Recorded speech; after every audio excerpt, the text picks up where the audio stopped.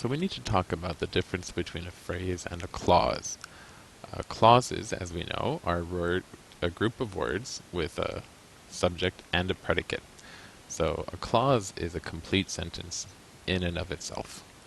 And if two clauses are smushed together, that can be a compound or, with a certain conjunction, a complex sentence.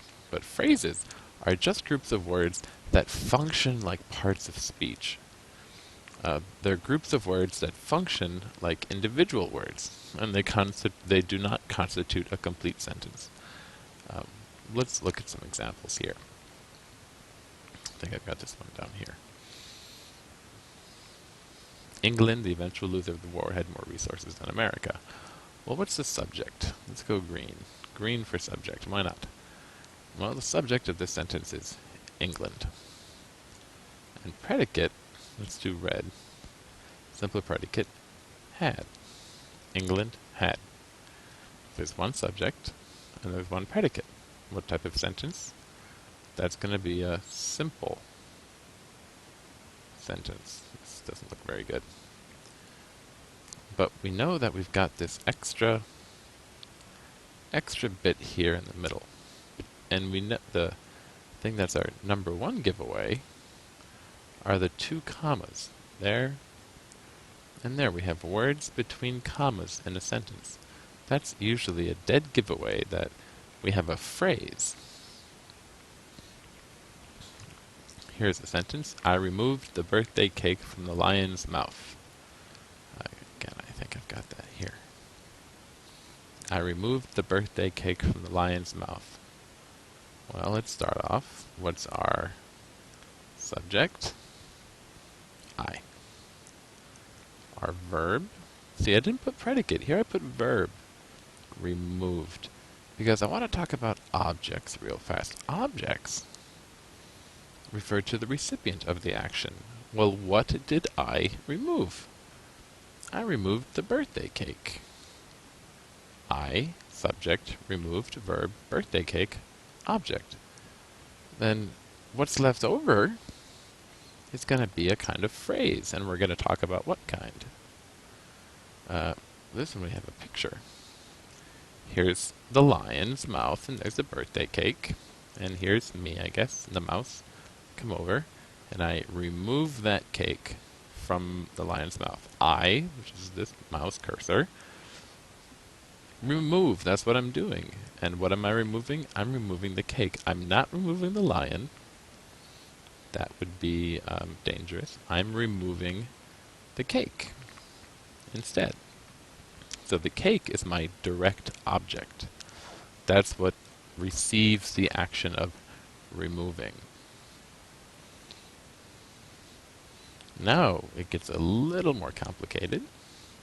The lion sold the bear the cake. So apparently there's some commerce. Let's get this illustrated here. So here's the bear, and he's got some gold that he probably got from the pirate. Arr. And the bear gives the gold to the lion. The lion sells the cake to the bear. He puts it on his back and goes on his merry way. And the lion puts the gold in his mouth. But what's our subject? Pause if you must. Lion, the lion. And our verb, sold. What is being sold? What object is actually being sold? That's called the direct object. And it's actually the cake. It's actually the cake. And who is the cake being sold to? That's called the indirect object. Well, that's the bear. So the lion sold the cake to the bear. That's the indirect object. We don't have any extra kind of stuff in this sentence, but it's good that we get that explanation.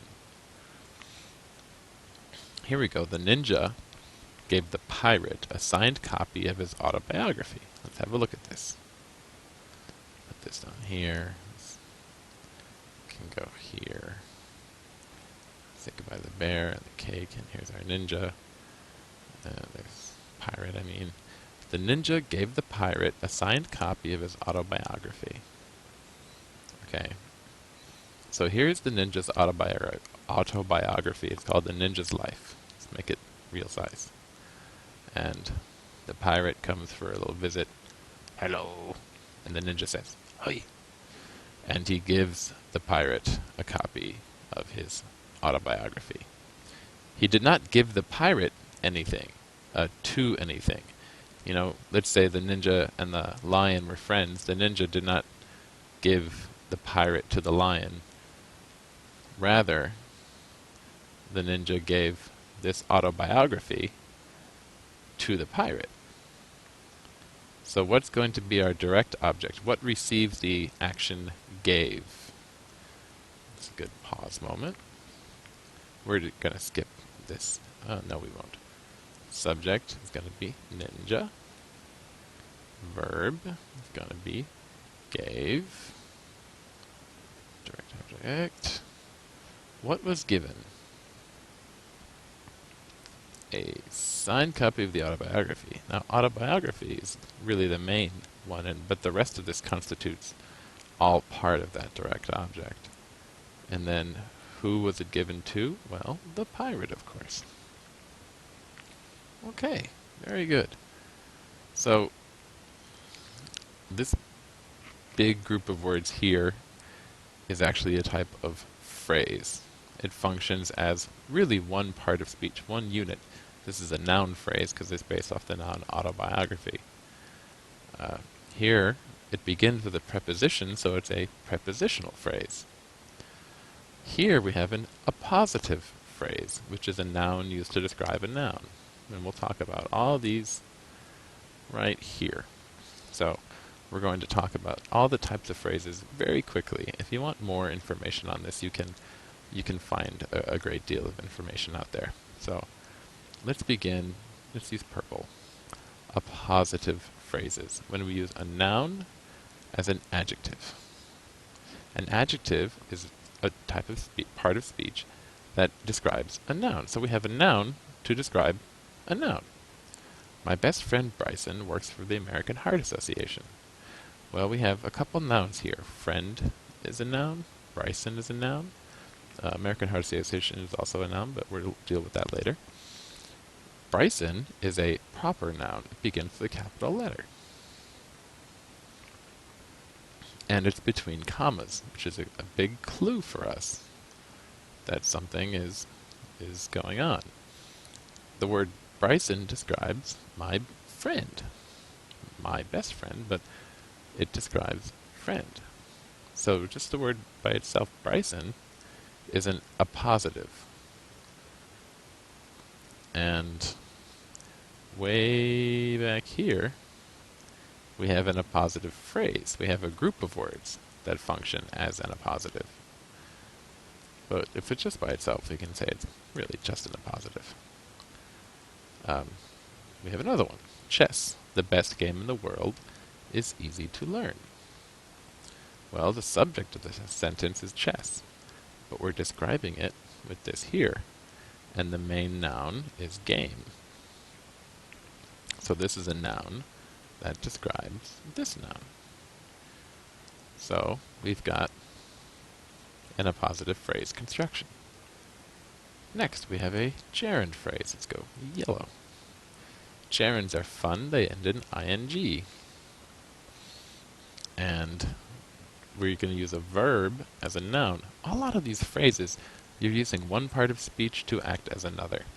So baking cookies is my favorite hobby. Baking is a verb, or to bake something, but we can say baking cookies together acts like a noun because it is my favorite hobby. If this were going to be a pronoun, we'd use it. I love studying Latin grammar. This whole thing here is a verb phrase. Well, it's a gerund phrase. We can also call it so ignore the verb phrase. What do I love? I don't love Latin. I don't love grammar. I love studying Latin grammar. So all three of these words combined make up one kind of part of speech there. It acts like a noun.